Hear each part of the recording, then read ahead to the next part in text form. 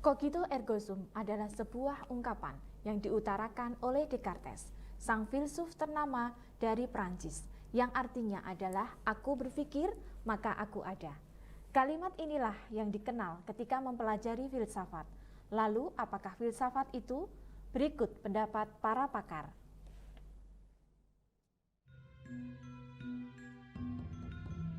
Assalamualaikum warahmatullahi wabarakatuh.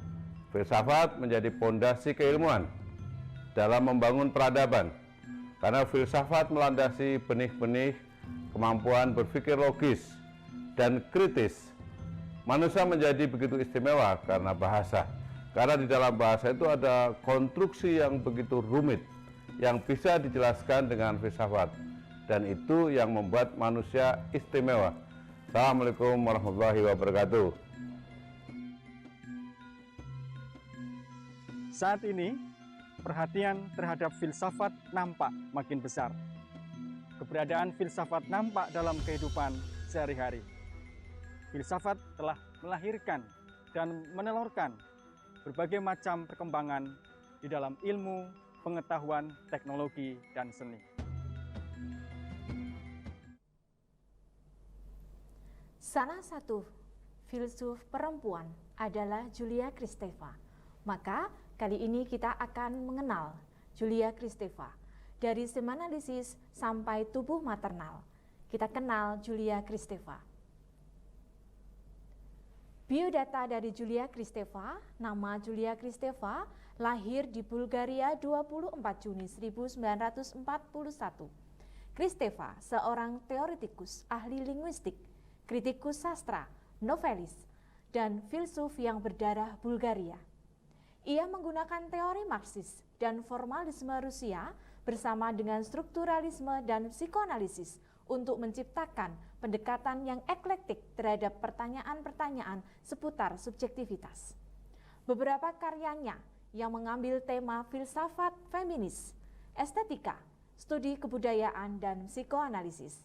Karya Kristeva yang paling menunjukkan sistematika pemikiran filsafatnya adalah La Révolution du langage politique. Perjalanan hidup Kristeva.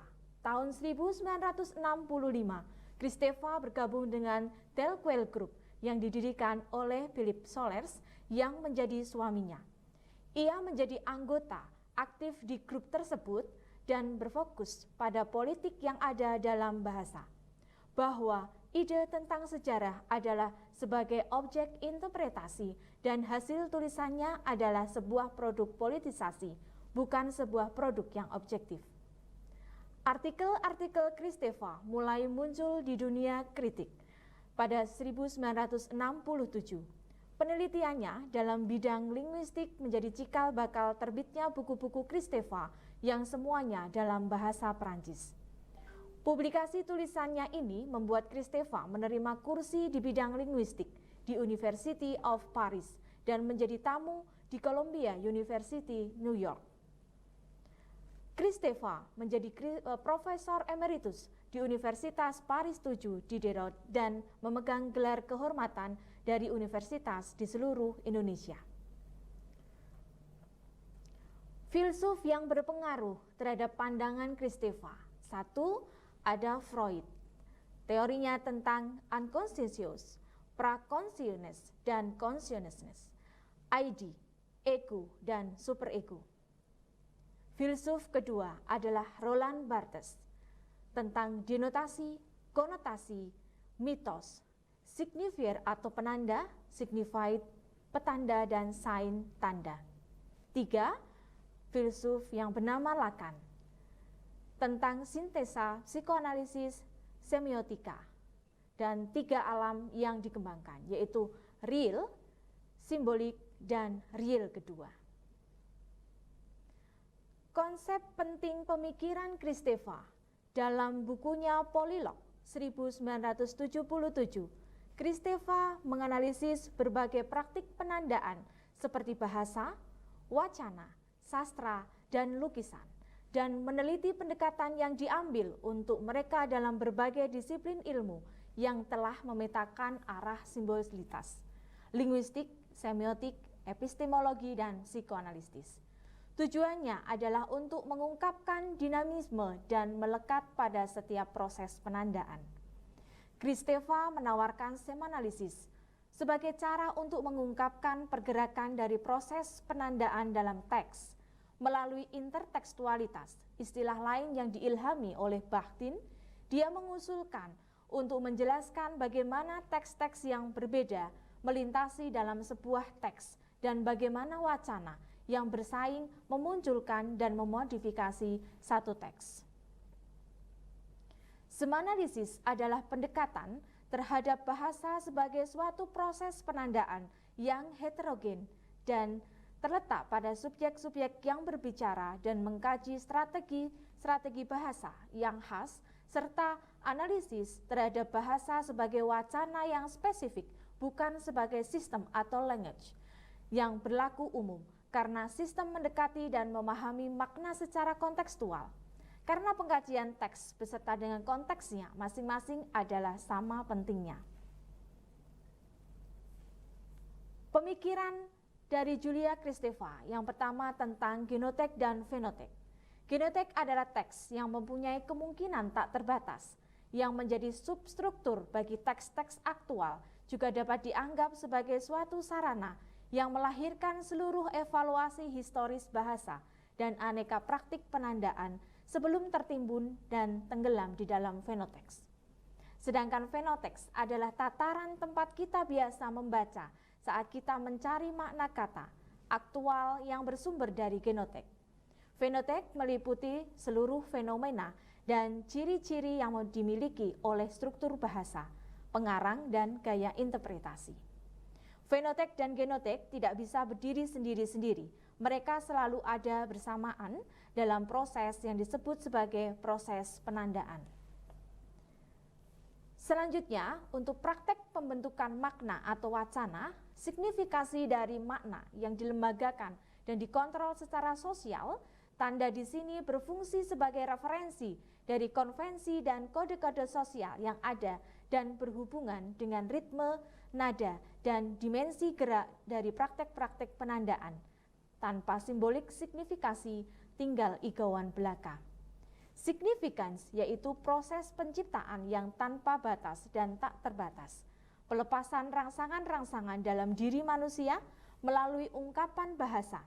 Ia merupakan sebuah perjalanan menuju batas-batas terjauh dari subjek, batas-batas terjauh dari konvensi moral, tabu, dan kesepakatan sosial dalam masyarakat.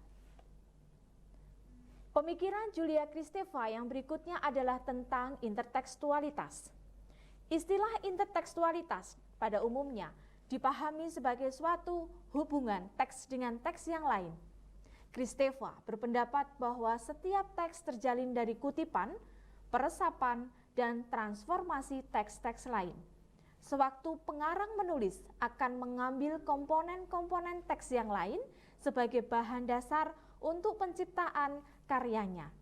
Semua disusun dan diberi warna dengan penyesuaian dan jika perlu mungkin ditambah supaya menjadi sebuah karya yang utuh.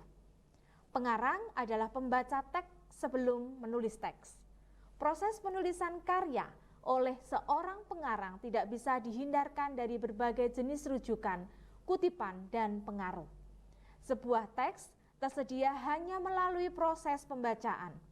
Kemungkinan adanya penerimaan atau pertentangan terletak pada pengarang melalui proses pembacaan. Sedangkan untuk kaidah intertekstualitas, dari hakikat sebuah teks adalah persilangan berbagai teks. Interteks menganalisis sebuah karya berdasarkan aspek yang menyusun karya tersebut, yaitu unsur-unsur struktur seperti tema, plot, watak, dan bahasa, serta unsur-unsur struktur seperti unsur sejarah, budaya, agama yang menjadi bagian dari komposisi teks. Kajian interteks tidak hanya tertumpu pada teks yang dibaca, tetapi meneliti teks-teks lainnya untuk melihat dan meresap ke dalam teks yang ditulis atau dibaca atau dikaji. Yang dipentingkan dalam interteks adalah menghargai pengambilan, kehadiran, dan masuknya unsur-unsur lain ke dalam sebuah karya. Selanjutnya, pemikiran Julia Kristeva tentang feminisme adalah tubuh maternal. Tubuh maternal secara fisik biologi berfungsi sebagai reproduksi. Tubuh maternal saat ia menjadi seorang simbol perkembangan manusia ada kaitannya dengan identitas yang akan dipilih anaknya sejak dalam kandungan hingga setelah ia keluar dari rahim ibunya. Hal ini terbagi menjadi fase chora atau semiotik pada usia bayi 0 sampai 6 bulan, fase manusia yang melekat pada tubuh maternal. Ia diberi nutrisi, ASI, dan lain-lain yang diperluas Kristeva sebagai optimalisasi cinta untuk mengasuh dan memberi ilmu pengetahuan. Disinilah semiotik, bukan simbolik, berperan dalam pembentukan subjek yaitu bayi manusia. Yang kedua ada fase abjeksi atau simbolik. Dorongan kesenangan primer yang diasosiasikan dengan tubuh ibu dapat menghambat anak dalam memasuki kehidupan sosial, sehingga harus ditekan. Untuk itu perlu ada penolakan terhadap tubuh ibu. Abjeksi berarti mengobjekkan seseorang menjadi sesuatu yang menjijikkan. Selama tahap ini, bayi mulai membuat pemisahan antara dirinya sendiri dengan ibu. Hal ini menciptakan batas-batas antara diri dan orang lain yang harus dialami sebelum masuk ke dalam bahasa. Anak laki-laki memisahkan diri dari ibu agar mampu mengambil identitas maskulinnya. Sedangkan anak perempuan tidak mungkin memisahkan diri, tetapi mencoba melupakannya, menganggap tubuh ibunya tidak lagi mampu memberikan gizi untuknya sehingga harus dilupakan. Pada fase abjeksi yang salah adalah masyarakat patriarki sering menjadi sumber munculnya diskriminasi dan penindasan terhadap perempuan. Disinilah adanya penindasan bahwa perempuan tidak bisa lepas dari ibunya, sedangkan anak laki-laki bisa terlepas karena ingin mendapatkan identitas maskulinnya. Maka pada tahap feminisme kita mengenal adanya beberapa feminisme liberal, feminisme radikal, dan feminisme postmodern. Feminisme liberal mengingatkan kesetaraan di segala hal, memperjuangkan hak pilih, persamaan upah, dan pembedaan jenis kelamin. Cita-cita androgini, pencampuran antara feminisme dan maskulin. Sedangkan pada feminisme radikal menginginkan membangun masyarakat perempuan sebagai tandingan masyarakat patriarki. Perempuan harus merebut kembali kuasa atas tubuh mereka sendiri. Jalan yang diambil adalah feminis lesbian. Kemudian feminisme radikal diungkap oleh feminisme postmodern yang menyadari bahwa keragaman latar belakang budaya dan ras tidak mengutamakan identitas tertentu, mendorong eksistensi yang paralel, menggabungkan pendekatan feminisme yang sebelumnya memungkinkan perbedaan individu dengan ada tanpa menjadi kehilangan kefeminisannya. Itulah pemikiran-pemikiran Julia Kristeva yang bisa kita ambil dan bisa kita raih untuk menganalisis beberapa kajian. Maka di sini ada beberapa kajian teori Julia Kristeva, di antaranya ada oposisi dalam novel Rahufana Tatwa karya Agus Sunyoto. Ini adalah sebuah analisis intertekstualitas Julia Kristeva. Yang selanjutnya ada teori intertekstualitas Julia Kristeva dalam kajian Al-Quran, oposisi teks anak dan kemenakan karya Marah Rusli, ini juga kajian intertekstualitas Julia Kristeva. Kemudian ada kajian tentang membongkar maskulinitas dan mengangkat pengalaman perempuan dalam seni, citra para tokoh wanita dalam cerpen, untuk tinjauan dari perspektif feminisme Julia Kristeva, dan karya-karya lainnya yang menggunakan teori Julia Kristeva mulai dari semenalisis hingga ke tubuh maternal, untuk mengungkap bahwa feminisme adalah hal yang bisa diungkapkan dari sisi karya sastra maupun dari seni. Baik, terima kasih untuk perhatian semuanya. Menarik bukan tentang karya dan pemikiran dari Julia Kristeva. Terima kasih atas perhatiannya. Kita berjumpa lagi pada lain kesempatan. Terima kasih dan salam.